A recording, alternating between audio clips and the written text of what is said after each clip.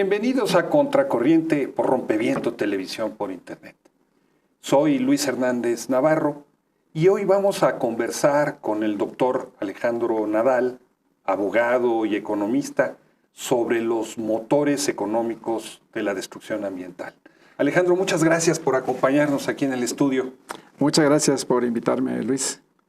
Alejandro, tú has trabajado ampliamente en la cuestión de la devastación ambiental, desde el punto de vista de la economía, de la ecología, y tradicionalmente se responsabiliza de la destrucción del medio ambiente a lo que dicen que es el crecimiento económico y el aumento de la población.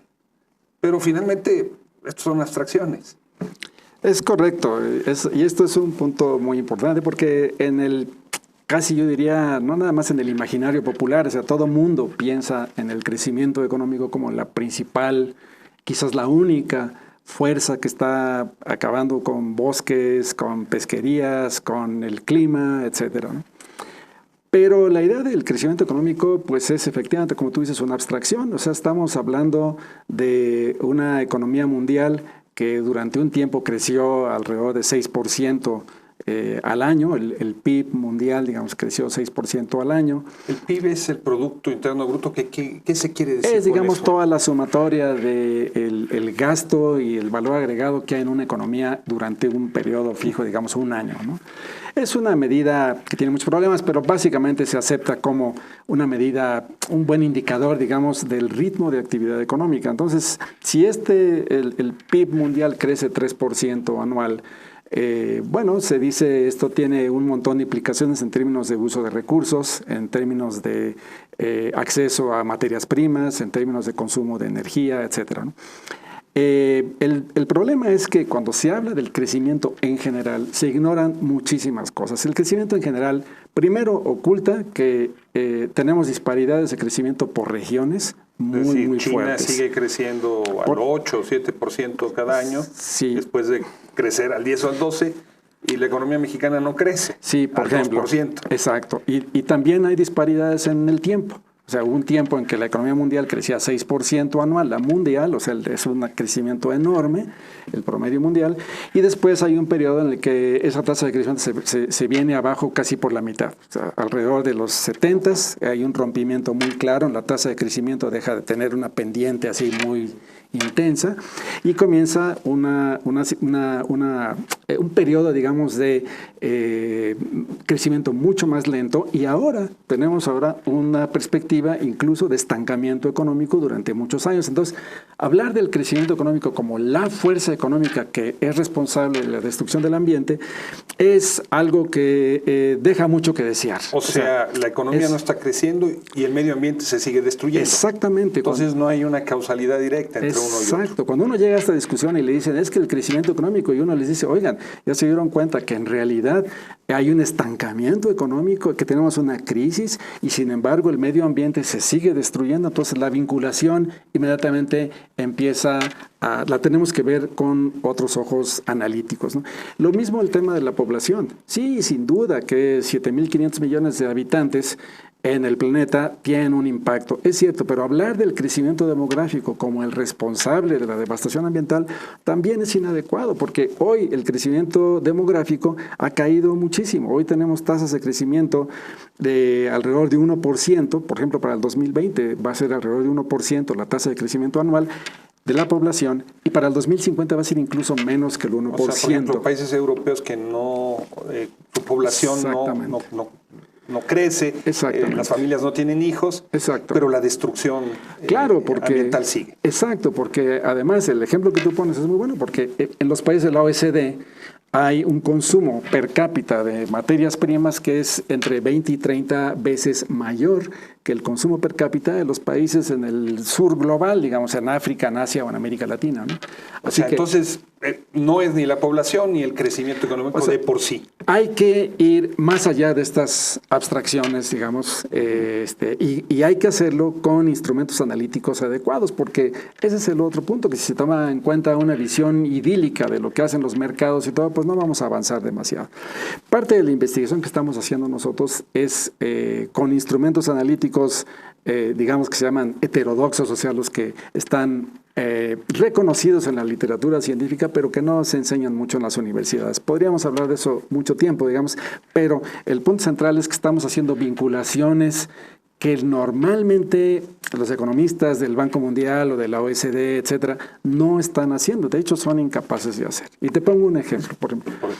El cambio climático, economía del cambio climático. Hay una industria de economistas trabajando sobre la economía del cambio climático, pero nadie se está preguntando cuál es el vínculo entre la industria que tiene su base en los combustibles fósiles y el sector financiero. Esa es una vinculación fundamental. Cuando hablas de combustibles fósiles, estás hablando de petróleo. Petróleo y gas natural. El ejemplo es para ir más concreto. En Estados Unidos, las compañías de petróleo y gas natural, incluyendo las compañías metidas desde hace unos 8 o 9 años en el fracking, ¿no?, en la fractura hidráulica para sacar petróleo de esquistos, etcétera, esa industria petrolera y de gas natural tiene su valor en libros, es algo así como 4,5 billones de dólares, o sea, billones castellanos, millones de dólares. La mitad de su valor en libros, la mitad de sus acciones son propiedad de fondos de pensión y de cuentas de retiro individuales en Estados Unidos. O sea, ahí está la relación entre el capital financiero y la industria energética. Exactamente, exactamente. Ahora, ¿qué pasaría si en Estados Unidos se toman las medidas para reducir las emisiones de gases invernadero? Es decir, se ponen una serie de medidas y de controles sobre la industria energética para asegurar una transición a una economía menos intensiva en combustibles fósiles o en petróleo y gas natural. Pues que el valor en libros de estas compañías sufriría una reducción muy fuerte. Nosotros tenemos estimaciones de ir entre 40 y 50% de la caída del valor en libros de estas empresas, cuyas acciones son alrededor de 48%, son propiedad de fondos de pensión y de cuentas individuales de retiro. Es decir, el impacto sobre los fondos de pensión y las cuentas de retiro sería devastador. Entonces, por el lado... O sea, los jubilados verían que sus pensiones se afectan. Así es. Como resultado de una política que diga, vamos a usar menos gasolina. Exactamente, exactamente. Es decir, por el lado financiero hay una presión enorme de resistencia a una política sobre reducción de emisiones de gases invernadero. Y esto es algo que hay que añadirlo a otra fuente de resistencias, que es la industria energética misma. Si la industria petrolera y de gas natural, tomando en cuenta desde la extracción hasta la refinación, incluso hasta productos petroquímicos, etcétera, es una industria que tiene inversiones hundidas, o sea, han realizado inversiones en industrias que podemos pensar que tienen una vida útil de entre 40 y 80 o quizás hasta 90 años de vida útil. Para retirar esas inversiones y usar fuentes de energía alternas, hay que amortizarlas de alguna manera. Ese es el argumento de las compañías petroleras, que tienen un lobby pues súper poderoso, no nada más en Estados Unidos, en Europa también, en todo el mundo, ¿no?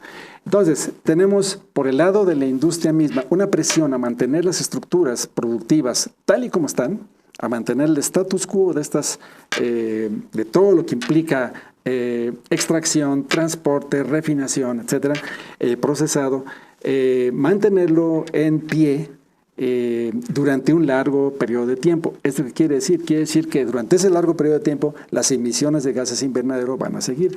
Por eso hoy tenemos una situación realmente alarmante. O sea, la trayectoria actual para la recomendada es que tengamos reducciones de gases invernadero para mantenernos en un aumento de temperatura. ¿Qué serían los gases invernadero para alguien que no está familiarizado? Básicamente con el dióxido de carbono. Dióxido de carbono es el más importante, CO2, producto de cualquier proceso de combustión, ¿no? No es el único, hay otros, son el metano y algunos otros. Pero el CO2 es el 70% de las emisiones totales de gases invernadero en el mundo hoy en día. Y la idea es que estos gases invernadero hay que limitar esas emisiones para poder mantener el crecimiento el aumento de temperatura promedio global en el rango de los 2 grados centígrados. Ahora, esos 2 grados centígrados para muchos científicos ya son problemáticos, implican una multiplicación de eventos meteorológicos severos, etcétera. La mala noticia es que con las proyecciones que tenemos actualmente, la trayectoria es de hay que esperar aumentos en la temperatura global de alrededor de 3, 4 y quizás hasta 5 grados centígrados para el 2100. O sea, por lo menos el doble. Por lo menos el doble, y eso ya es un escenario catastrófico.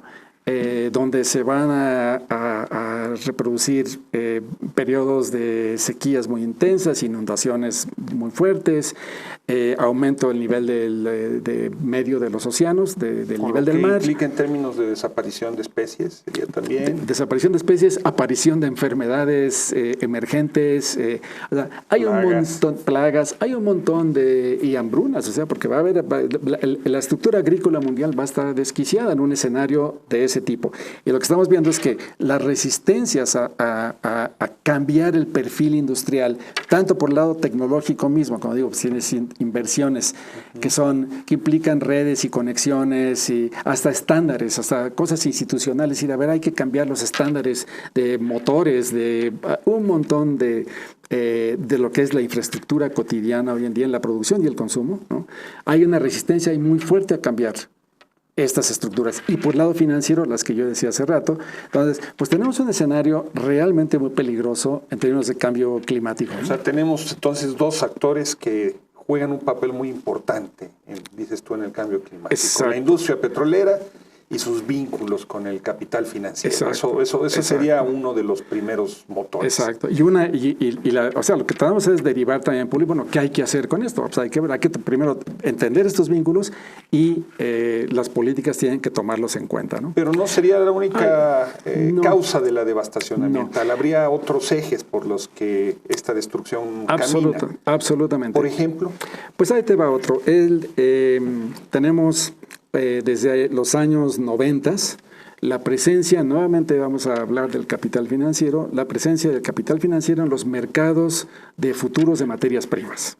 O sea, estos son mercados que se han utilizado desde hace mucho tiempo. Cuando hablamos de materias primas, estás hablando de minerales. De tres complejos de materias primas. Los minerales y metales, digamos, donde entra mineral de hierro, aluminio, un montón de minerales y metales. El complejo agrícola, ¿no? O sea, entran un montón de granos y oleaginosas, etcétera.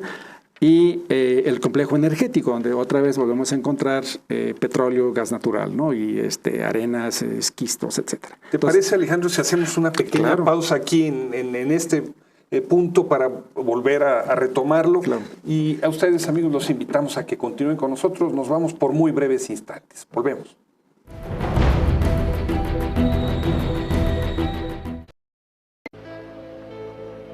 No me acuerdo de vos. Tengo muy mala memoria. ¿Quién eras? ¿El marinero del Toronto Star? ¿El de La Habana Maru? ¿El astronauta enamorado de Benedetti? No me acuerdo. Es importante hacerlo. Quiero que me relates tu último optimismo. Yo te ofrezco mi última confianza. La esperanza tan dulce, tan pulida, tan triste. La promesa tan leve no me sirve. Aunque sea un trueque mínimo, debemos cotejarnos. No me sirve tan mansa la esperanza. La rabia tan sumisa, tan débil, tan humilde. El furor tan prudente no me sirve. No me sirve tan sabia tanta rabia. Estás sola. Estoy solo. Por algo somos prójimos. La soledad también puede ser una llama. No me quieras. Por favor, no me quieras. No me quieras. No me quieras.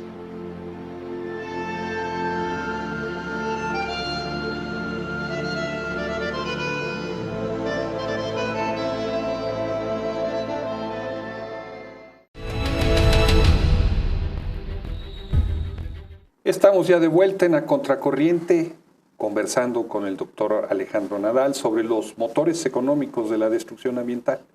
Alejandro, antes de irnos al corte, nos explicabas una segunda pista, un segundo camino en donde avanza esta destrucción, que es, nos decías, la relación con los mercados de materias primas. Es correcto. Los mercados de materias primas tienen una característica muy importante, es que lo que se llaman mercados de futuros son el componente central, digamos.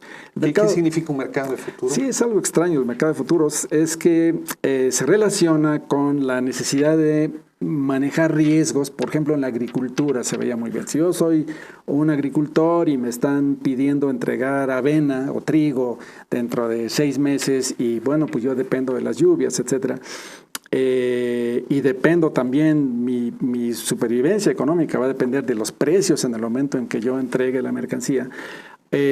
Podía yo firmar un contrato con la compañía que me va a comprar esto, por una compañía que produce avena, por ejemplo, o la procesa, y me van a garantizar un precio. Entonces yo tenía cierto alivio porque mi riesgo estaba, digamos, administrado a través de un mercado de futuros. Es muy curioso porque es una mercancía que no existe todavía. Yo te voy a vender una mercancía que todavía no existe, ¿no?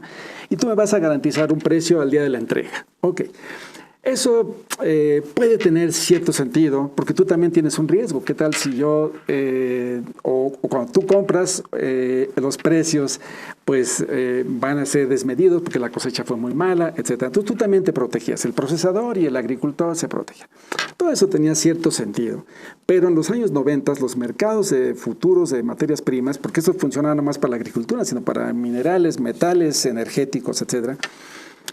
En los años 90 se desregularon los mercados de materias primas, los mercados de futuros de materias primas, y se permitió la entrada de agentes que no están interesados ni en la producción ni en el uso directo productivo de las materias primas. Es decir, podías tener un fondo de cobertura, uno de estos hedge funds, como se llaman, ¿no? Un agente financiero que hace básicamente especulación, entrar en el mercado de materias primas, de futuros de materias primas, a comprar y a especular y a realizar. O sea, esa es la palabra clave, especular. A especular, absolutamente. Buscar la ganancia máxima independientemente de los efectos de esas ganancias. Es decir, estos agentes no están ligados ni a la oferta ni a la demanda física del producto. Están interesados en hacer lo que se llama arbitrajes, en escoger combinaciones de materias primas, además en diferentes mercados, a diferentes tipos de cambios, y en diferentes divisas, o que las cotizaciones pueden estar en euros, o pueden estar en dólares, o pueden estar en yenes, ¿no? Y entonces abres un juego a la especulación a través del arbitraje grandísimo, pero sobre todo tienes una perturbación de lo que son los precios en estos mercados de futuros, que ya no reflejan nada de oferta y demanda, digamos. ¿Qué efectos tiene esto en el medio ambiente? Entiendo que pueden tener efectos en empobrecer a los productores. Exacto. O crear problemas con los consumidores, pero en términos del medio ambiente, ¿en qué los afecta? Pues de entrada, como tienes ahora sí una distorsión de los precios en los mercados de futuros, pues las señales para un inversionista, por ejemplo, ahora son completamente distintas. O sea, si hay un inversionista que quiere meter soya transgénica en Borneo o en el sur de Brasil, pues va a ver cómo están las cotizaciones en los mercados de futuros. Ahora, las cotizaciones pueden estar infladísimas. Puede haber una burbuja especulativa alrededor de materias primas, como por ejemplo la soya. Normalmente se usan combinaciones de materias primas, pero en esas combinaciones, en un índice de estas commodities o materias primas, puede estar la soya transgénica. Y ese inversionista puede decir, hombre, pues la rentabilidad que yo puedo esperar ahora de meter un cultivo cada vez más grande y expandir la frontera de soya transgénica es mayor, porque estoy viendo los mercados de futuros. O sea, ya la lógica de la inversión misma puede estar completamente distorsionada, porque para cuando él salga al mercado, esa burbuja especulativa en materias primas puede haberse reventado y los precios pueden haberse colapsado, y él pues va a perder. Pero ese es un ejemplo de cómo estas distorsiones en precios de futuros de materias primas tienen un impacto directo en la toma de decisiones de inversionistas, por ejemplo, que pueden estar deforestando o ampliando una frontera agrícola donde no se debe, ¿no? O sea, que si el precio de la soya sube artificialmente, como producto de esta especulación, es factible que se deforeste una determinada zona para abrir nuevos terrenos de cultivo. Esa sería la relación que hay con la destrucción ambiental. Y no es un ejemplo así abstracto. O sea, en Brasil nosotros hemos realizado un estudio sobre la política macroeconómica en Brasil, en particular el gasto público, política fiscal, el tema del gasto público, sobre todo en los apoyos a la pequeña agricultura, y la desregulación financiera, donde le permitieron a las grandes corporaciones semilleras entrar ellas mismas con sus sistemas de financiamiento. Esto, combinado con lo que estoy diciendo sobre los mercados de futuros de materias primas, condujo a esta expansión con cifras astronómicas. Por cierto, el nuevo ministro de Agricultura del gobierno en Brasil es el señor Blairo Maggi, que es uno de los emperadores de la soya transgénica en el cerrado brasileño. Esto empujó la ganaderización fuera de estas tierras y la aventó hacia lo que se llama Amazonía legal. Esa ganadería es la principal causa de deforestación en este momento en Amazonía legal, ¿no? Es muy curioso lo que nos cuentas, porque generalmente cuando se piensa en la labor de destrucción ambiental, uno imagina pues las grandes empresas constructoras que están abriendo caminos, destruyendo bosques. Uno piensa en los malls que cambian el suelo urbano, pero uno no piensa en los banqueros, en el capital financiero, en los especuladores que están en la bolsa. Claro. Y tú dices, hay una relación directa y muy importante, nos dices. Sí, porque de entrada, cuando yo digo que hay que ir más allá de esta frase, decir el crecimiento económico, digo, de entrada, uno de los grandes motores de la destrucción ambiental es la combinación de factores que son hoy la estructura de la economía mundial. O sea, ¿cuáles son las características de la economía mundial para yo entender cómo son los motores? Una de esas características es la dominación del capital financiero. Hoy por hoy el capital financiero domina todas las prioridades de política macroeconómica y sectorial en el mundo. Llámese Europa, llámese Brasil, llámese México, Estados Unidos, Japón, China, ya ni se diga. Entonces, este papel del capital financiero tenemos que entenderlo en todas sus vinculaciones con todo lo que estás tú mencionando. La industria intensiva en energía, por ejemplo. ¿Quién está financiando hoy la industria, el exceso de capacidad, por ejemplo, que hay, que es extraordinario en industrias como aluminio, cemento, vidrio, petroquímica, acero? Cualquier industria importante que es intensiva en recursos naturales y en emisiones de gas invernadero, está detrás el capital financiero empujando y financiando. Cosas como pesquerías oceánicas, por ejemplo, que es otro de los estudios de caso que tenemos. ¿Pesquerías? Pesquerías marinas oceánicas, o sea, en alta mar. O sea, ya las no grandes, esa pesca de cabotaje. Exacto, artesanal. No, estamos hablando de grandes flotas pesqueras de gran industrialización. Por el atún, que van por el bacalao. Exactamente. Van por los salmones. Anchoas, las anchovetas, perdón, etcétera.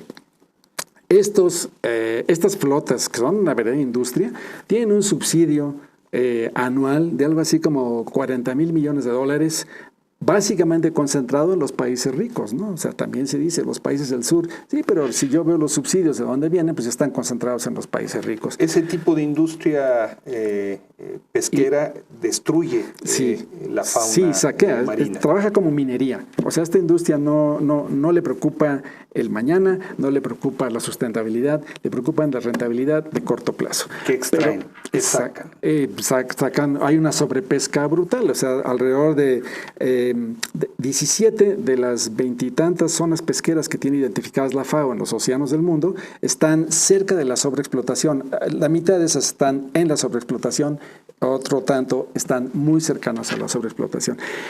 ¿Quién está detrás de los armadores? Porque se habla mucho de los subsidios. Es cierto, eso hay que verlo con cuidado. Y por cierto, la OMC ha sido incapaz de negociar eso. Pero detrás de los armadores de barcos, ¿quién está? ¿Quién está financiando realmente la construcción de la flota pesquera? La construcción y modernización de la flota pesquera, porque esa es la clave. El esfuerzo pesquero está aumentando constantemente sobre un recurso que ya está llegando al límite de sobreexplotación. Bueno, ¿quién está detrás? Pues bancos, o sea, normalmente estamos hablando del sector financiero. Y eso es algo que hemos visto en todas los estudios de caso que hemos visto sobre pesquerías. Podemos detectar eso muy, muy rápidamente. Entonces, uno de los grandes rasgos de la economía mundial está presente, su huella está en muchos de estos estudios de caso, ¿no? Alejandro, ¿estamos al borde del colapso ambiental o eso es una visión apocalíptica que no tiene elementos de realidad? Yo creo que sí estamos al borde de un escenario de muy malas noticias a nivel ambiental. O sea, tenemos al borde en la escala temporal, estamos hablando de 30 o 40 o 50 años. O sea, para mí eso es muy corto plazo. Estamos hablando que en los próximos 20 o 30 años vamos a tener ya efectos de cambio climático muy severos. Si estamos viendo una extinción, una destrucción de biodiversidad mucho, o sea, no sé cuántas veces superior a la normal en términos de los tiempos geológicos, ¿no? Si estamos viendo problemas de agua, problemas de deforestación, etcétera. Y lo que tú mencionabas, pues, cosas como los cambios de uso de suelo por centros comerciales y aeropuertos, etcétera, pues eso está muy ligado a la forma de operar del capitalismo actual, ¿no? En un minuto se nos vino el tiempo encima. ¿Qué se puede hacer? Pues yo creo que se puede hacer mucho. En ese sentido soy optimista porque hay opciones, hay muchas opciones. Hay que recuperar la pequeña agricultura, por ejemplo, que está castigada en todo el mundo, pero esta pequeña agricultura que es clave para el manejo de agua, suelos, recursos genéticos, bosques. Ese es un instrumento que tenemos ahí, es un recurso, no un instrumento, es un recurso humano que tenemos que recuperar y que tenemos que, digamos, hasta, yo diría, consentir. Tenemos que tomar medidas a nivel macroeconómico que redefinan el paisaje de la política monetaria y fiscal, que no sean esta ceguera de decir el Estado no puede intervenir, no puede gastar más. El Estado puede hacer muchas cosas, pero pues hay que redefinir las posturas en política macroeconómica y sectorial, ¿no? O sea, y así como eso, yo creo que hay opciones en casi todos los sectores que estamos hablando, ¿no? Hay razón para la esperanza. Yo creo que sí, claro que sí, pero hay mucho que hacer también. Alejandro, muchas gracias por este esfuerzo, por explicarnos con sencillez asuntos tan complejos y por hacerlos accesibles a todos nosotros. Y gracias. A ustedes, amigos y amigas, les agradecemos su amable presencia hoy aquí en La Contracorriente. Ya saben, los esperamos la próxima semana y no se despeguen de su pantalla porque a continuación sigue el muy interesante programa de Servicios de Desarrollo y Paz. Hasta la próxima.